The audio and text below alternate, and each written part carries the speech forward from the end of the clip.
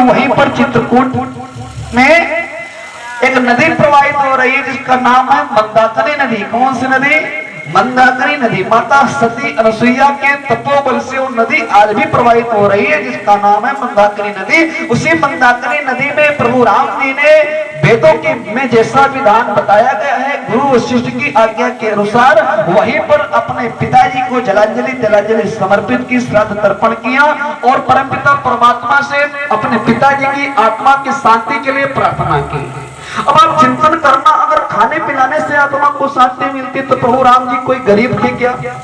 आज आदमी कहता है कि साहब हम नहीं करेंगे तो लोग क्या कहेंगे, हम इस एरिया के जाने माने आदमी हैं, हम इतने बड़े आदमी हैं। अच्छा तुम चाहे जितने बड़े हो, तुम राम से बड़े, तुम प्रभु राम से बड़े नहीं हो सकते। ध्यान रखना इस बात को, चाहे जितने बड़े आदमी हो प्रभु राम से बड़े नहीं हो सकते। राम जी ने किया, अगर राम जी ने किया होता तो गोस्वामी जी लिखते, लेकिन राम जी को समय नहीं था। लोग कहते समय नहीं था, 14 वर्ष उनको वन में बिताना था, तो भरत जी से कह देते कि भैया जब तक कि हम लौट करके ना आए 14 वर्ष, तब तक कि 1000 लोगों को प्रतिदिन भोजन कराना, 14 वर्षों तक राजा हो, है कि नहीं है?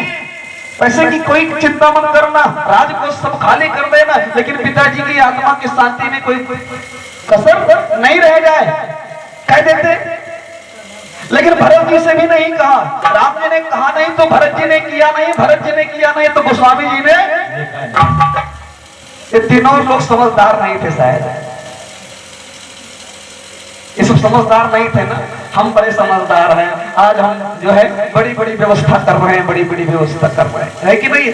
जो गोस्वामी तुलसीदास जी महाराज रामचंद्र मानस लिख सकते थे, विनय पत्रिका लिख सकते थे, दोहावली लिख सकते थे, तमाम धर्म ग्रंथों का निर्माण कर सकते थे, तो वहां पर 2-4 चौपाई और लिख देते, 4 बोरी शक्कर लगी, है कि नहीं? 4 टीन फॉर्चून वाला तेल लगा, है कि नहीं? इतना बड़ा टेंट आया, इतनी बड़ी व्यवस्था की गई, लिखना चाहिए था उनको। इसका मतलब क्या है मेरी माताओं बहनों, ऐसी कहीं व्यवस्था कुछ बताया नहीं गया। लोगों ने न जाने कहां से सिर पर डाल दिया मतलब भोज को, और समाज आज हाहाकार कर रहा है इस मतलब भोज के चक्कर में।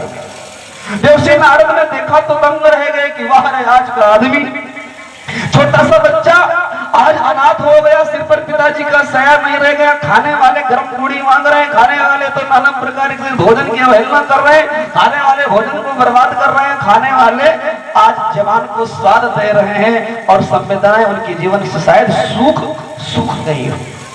देवसी नारद ने कहा प्रभु लीला आपकी बड़ी विचित्र है, आपकी बनाई दुनिया